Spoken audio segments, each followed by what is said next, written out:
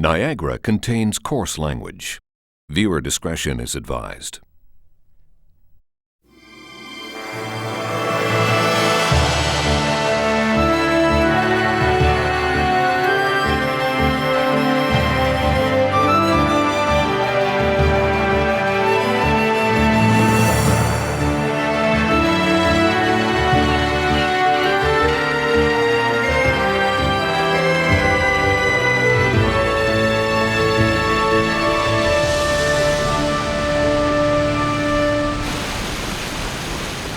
Niagara Falls attracts 11 million visitors a year. Many come hoping to catch a glimpse of a famous Canadian icon, the Mountie. How you doing, ladies? Real-life RCMP Constable Alan Rogers is on a high-profile assignment. His regular job is chasing criminals, but today he's being paid double his usual rate for postcard duty. U.S., okay. Welcome to Niagara Falls, Ontario, Canada. Hey, how are you doing, champ? Open the lens cover. Thank you very much. Thank you. Thank you. Thank you.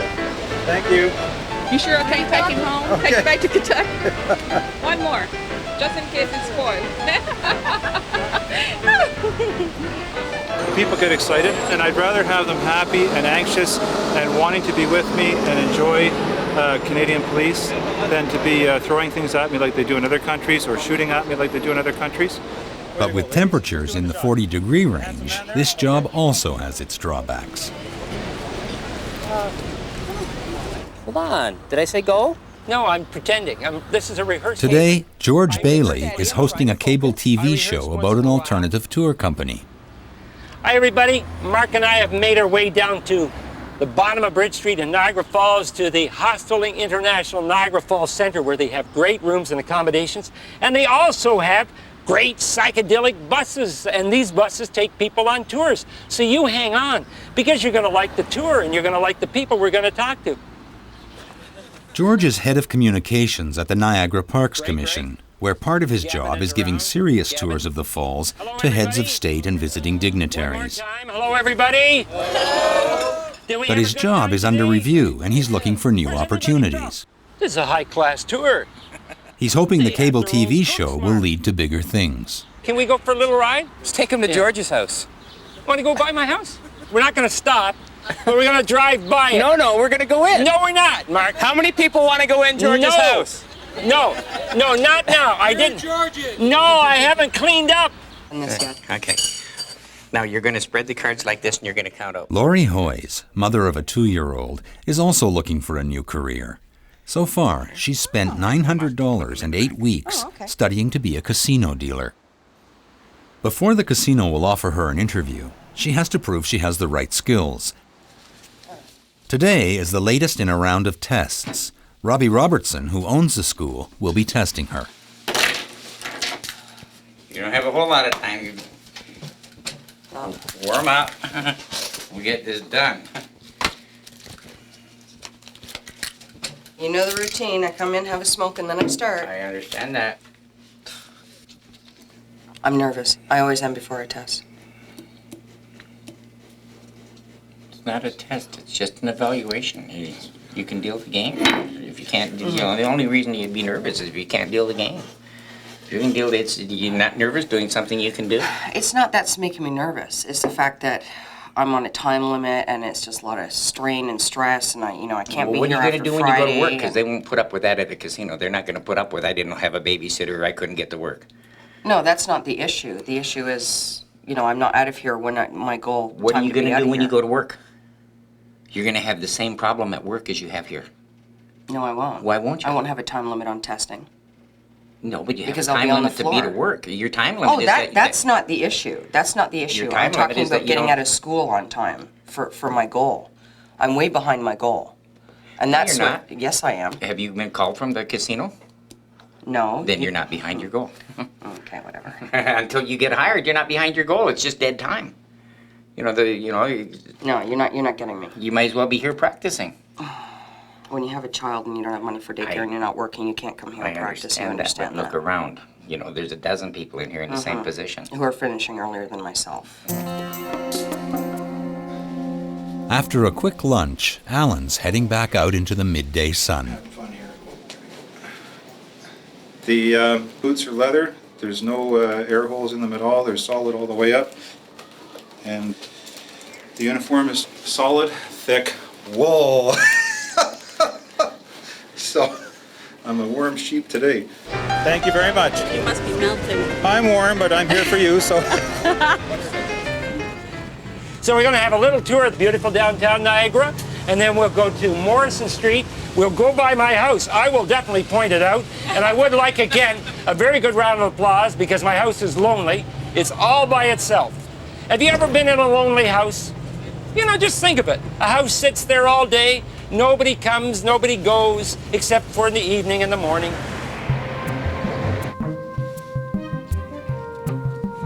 This is all the stuff that you've done. You haven't had any trouble doing them before, so you shouldn't have any trouble doing them now. All bets down? No more bets, please. Player shows 4. Banker has 8. Natural 8. Banker has natural 8 and wins natural 8 over 4. It's not natural 8.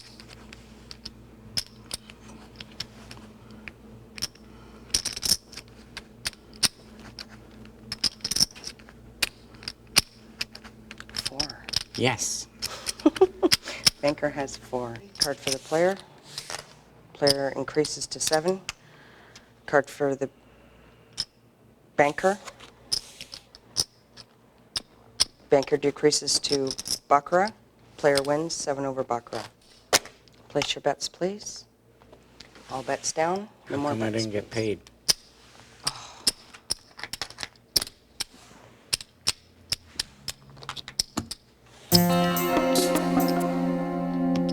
Okay, everybody, this is a typical Canadian home. Please go in.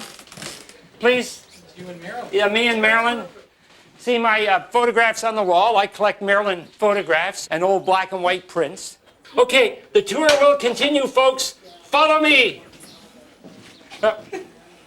I have not done a show like this in a long time.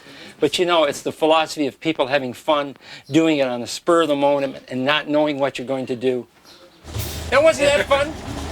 We didn't applaud the house, though. Great house. Yeah, but I mean... Across town at the little wedding chapel, Reverend Karen Hansen prepares for today's unusual assignment. We're going to go do a wedding by the reservoir, so be prepared to get wet. All right, let's go. Let's bust a move here. Do I have a chauffeur? All right. All right. Actually, won't even be half an hour. We're just waiting for the bride and groom to arrive. Once they arrive, we're going to go up there and do the service. Probably going to do it right by the flowers. At the end of this dock. When the wedding is finished, their guests are throwing them in the pool.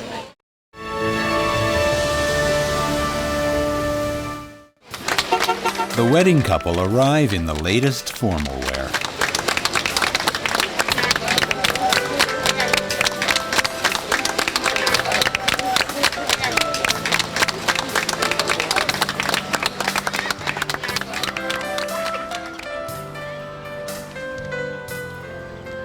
Well, good afternoon, ladies and gentlemen. We have come together in the presence of God to witness the marriage of Bob and Brenda and to rejoice with them. Player shows 3. Banker has 6. Card At the for gaming school, Laurie's almost finished her test. Card for the bank. If she doesn't pass, she may not qualify for the casino interview. Tie hand. Okay. Now you instruct your players to make their bets. Place your bets, please. No more Last hand, don't screw it up. Player shows 5. Banker has 7 and stands. Card for the player. Player remains at 5. Banker wins 7 over 5. You're done. Let's see what we got. All right. 15, 20, 10, 15, 19, 22. 5, 10, 15, 20, 24, 28, 32, 36, 44. Which is a pass. Not good enough. Huh? It's not good enough for me. Another one done, girl.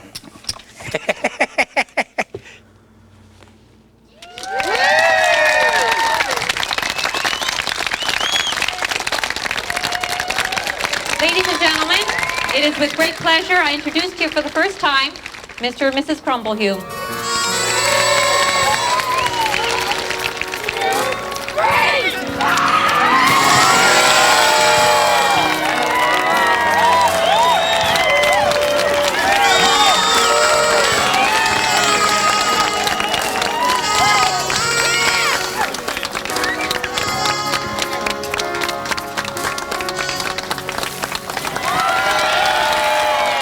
True meaning of taking a plunge. It was all the kids, the 4 kids, saying, nah, the pool. Thank you. It's cool. We're all one family now, and that's the happiest moment of our lives. One of the kids kicked me. Looks like I just wet myself. That's okay. That's all right. Maybe You did a super job. No, thank you. It'll be dry by the time I get back to the office. To the bride and groom! To the bride and groom!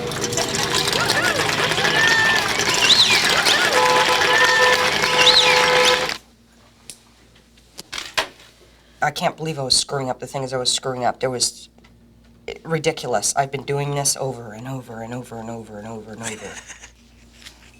You know. I understand that. But what you guys have got to learn is all stress is self-imposed. Oh, yeah. That's for sure. The games aren't doing it to you. The atmosphere isn't doing it to you. You're doing it to you. You have to wake up in the morning and say, I'm going to take control of my nerves. My nerves aren't going to take control of me. Maybe you should invest in some Valium. I'd say the past month has been just horrendous. You know, like, I expected to be able to have the child in daycare and be able to go to school without worries, you know, and stuff like that, and that's just not the way it's working. And when I come here, I have to be clear-headed, and I haven't been. So, I mean, last night was a prime example. I'm having my test today. I didn't practice last night because I figured if I'm not ready, I'm not ready. But last night, my son got up twice. I didn't get to bed till 2. You know, I woke up at 7:30 and just, you know. But I still passed, and I'm still going to get in the casino, so that's going to be great.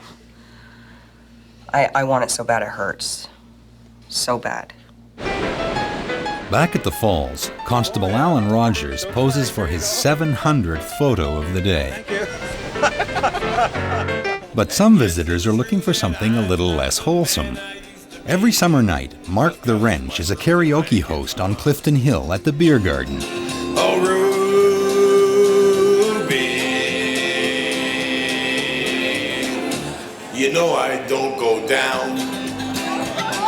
What's up, though? He went the other way. You remember that? I said Once a year, Glenn and Darlene Peppers leave their jobs as Detroit's most famous karaoke hosts and drive 4 hours to sing with Mark. He is a joy, and we look forward to him. This is a yearly thing. It's an annual. We know. We start planning the day that we leave here of coming back. And each time we come back, we brought more people. And every year, we will be coming. As long as the wrench is here, we will be right here with the wrench. The thing that got me about him wasn't so much it was the humor, it was the audacity. He is the king of attitude. We've done everything here. And actually, sometimes we don't want to do anything. Like, I like the falls and everything like that, but after a while, you get used to it. So, you know, I don't get out that often because, you know, I work a lot of hours and whatnot. So when I take my vacation, I know this is the place I'm going to go. And when I come here, I expect to see him. It's this kind of appreciation that gets Mark through the grueling summer season. In the summertime, I finish my shows, I walk around, people going, hey, it's the ranch, you know, I go in places and shit, you know, shit like that I like. Then in the wintertime, all that's gone. Nobody knows me in the winter. You go from going 7 nights a week like a dog, rocking and partying and having a good time to a complete dead end, stop.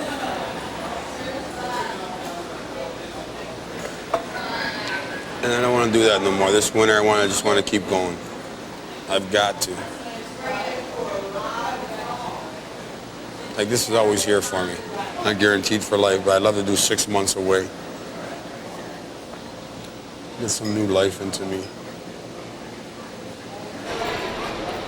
For Alan, 7 hours wearing full gear in 40-degree heat is almost over, if he can escape. difficulty being people don't know I'm getting off duty, and it really probably doesn't matter to them. So it makes it that much harder.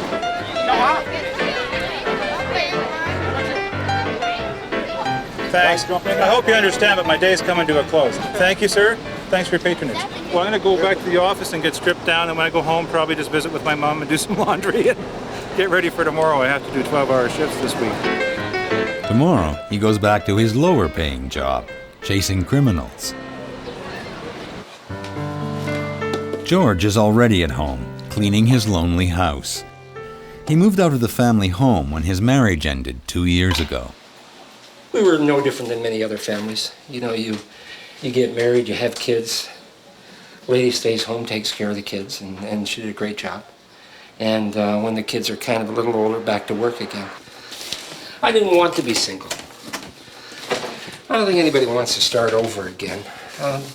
I think we both realized it was a bit of a charade for a number of years, and I think we both mutually, the toughest part was to say to each other in a kind sense that, you know, I don't love you anymore, and you don't love me anymore, and that doesn't mean we can't be friends. But that was really a tough part. It's still tough to even say that, but we still care an awful lot about each other.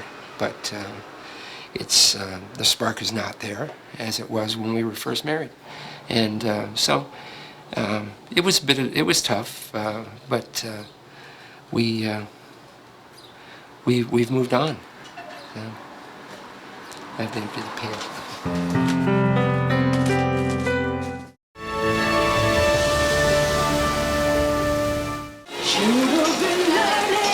It's 9 o'clock on the beer garden patio. Take that TV right out of there. Take it, put it right in the shack. And things aren't going as planned. What a drag, Jesus Christ. See, I can't even sit up here. It's too dangerous. You have wires sitting in that shit, you know what I mean? The Detroit clan is about to arrive for their yearly pilgrimage to sing with Mark. Just feel bad like for these people. They come all the way from Detroit, and they come down here for this, and they get stuck in their rooms. Fuck. Wet night though, man. I know, fuck. Yeah. It's so good I brought my mother up here to come see. Beautiful. Yeah, man. I hate this. Me too, man. Fuck. I'm just ready for it though, man. Yeah. I know. I'm gonna wait. I'll wait a little while, see if it stops. Okay, hold on for another several hours. I know, Robbie. I know, buddy. Hello, everybody. George Bailey. Today we're visiting Bangkok, Thailand. A beautiful... George is still dreaming of a television career. Tonight, he's working on a pilot for a travel show he filmed on a recent holiday. Sawadee krab. Hi, I'm George Bailey, and welcome to Snapshots of Thailand. What appealed to me is the romance of going a long way away and going by yourself and really not knowing anybody and just kind of doing things as if you're fresh again. So that's what I liked about it, and that's what I did. And if I can sell the first pilot, then I think I can convince them that not only the show content is good, but the idea for the show is good. Don't go away, because we're going to show you Thailand like you've never seen it before. By 10 o'clock, the rain still hasn't let up. I don't give up. I'll be here for a while. You guys wait, I'll wait. We'll wait. We're here already. Determined to show the Detroit crew a good time, Mark is willing to wait all night. But Greg, the patio manager, is concerned that the bar's not making enough money to keep it fully staffed. We close the whole bar? Not yet. I'm getting rid of a dormant. Like, we're still selling booze. You still got, you know. We just made $200. There you go. You know we'll fucking bang out the next 3 hours. I'll be full up here in fucking 10 minutes. There's a lot of other people trying to do this. I'm a realist. Even though I sometimes dream, I'm a realist. I know there's a lot of people trying to do this. But if you don't try... And I thank my dad, who died at 91, because he left me a little bit of money, not a lot. And my dad was a sailor most of his life, and he was a traveler and an adventurous sort of guy, kind of like my brother in his younger years. And I said, hey, okay, Dad, I've got some bucks, thanks to you. Maybe I'll try and do some things. So I had a couple extra dollars, and I still have a couple extra dollars. So I'm going to try this. I think he'd be just right now over my shoulder if he was here saying, good boy, Georgie, you know, because I think he'd like this. So this is kind of I guess a little bit of a, I don't know, a tribute to him or something. I'm just giving it a shot.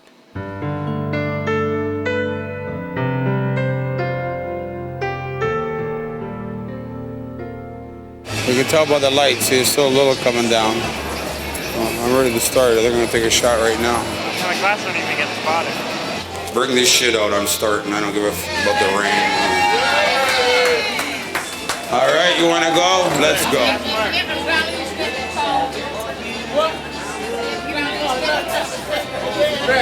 You plug it in.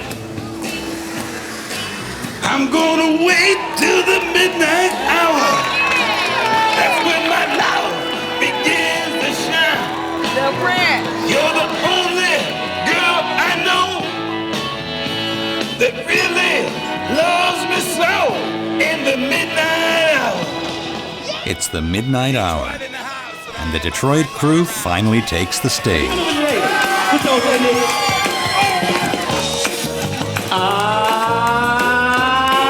Just cooking, baby. That's how, baby. Ooh, just smoking. Everybody, what you say? Say, can you do it? Can you do it? Can you do it? Can you do it? Can you do it? Can you do it? Can you do it? Can you do it? Do it. Do it. Come on, people. Can you do it now? Come on. My buddy Robbie! I love that song, man. Because I am the king of the cool jerk, baby. Tonight's a success, but for the moment, Mark's bigger dream of a winter job in the tropics will have to wait.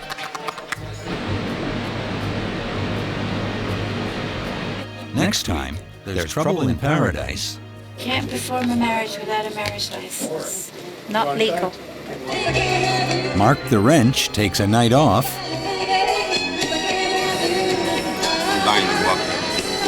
And George tries a new way of getting on TV. Become a member by phoning 1-800-727-1017. Phone now.